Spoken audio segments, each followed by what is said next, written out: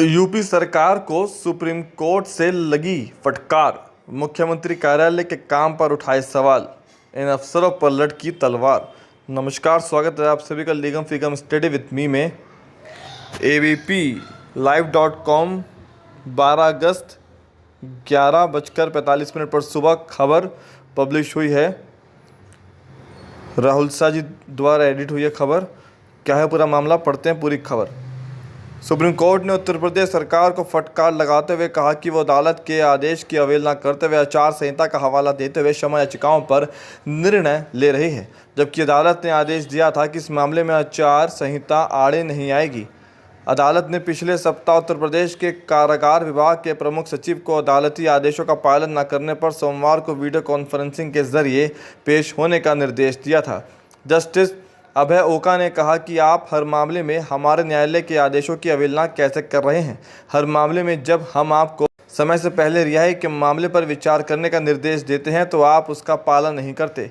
इस पर यूपी सरकार के वकील ने कहा कि राजेश कुमार सिंह सभी मामलों की फाइलें सक्षम अधिकारी उत्तर प्रदेश के राज्यपाल के पास हैं, वह बाहर थीं।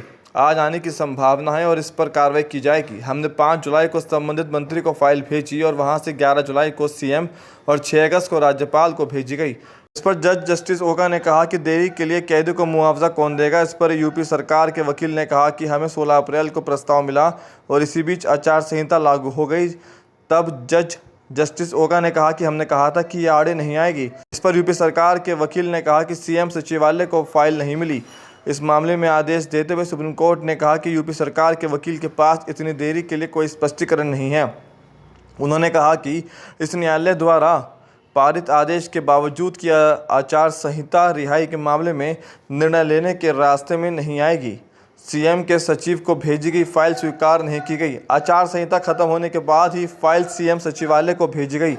हम यूपी सरकार के वकील को निर्देश देते हैं कि वो हलफनामा दाखिल करके उन अधिकारियों के नाम बताएं जिन्होंने फाइलें लेने से इनकार कर दिया। कोर्ट ने अपने आदेश में कहा कि वो ये भी बताएंगे कि क्या उन्होंने संबंधित अधिकारियों के समक्ष ये प्रस्तुत करने का कोई प्रयास किया कि सरकार को न्यायालय के आदेशों का पालन करना होगा। अवमानना नोटिस जारी करने से पहले हम राकेश कुमार को निर्देश देते हैं कि वो हलफनामा दाखिल करें जिसमें उन्होंने मौखिक रूप से जो कुछ कहा है उसे शामिल करें। तो फिलहाल के लिए लीगम फिगम स्टडी विद मी में इतना ही।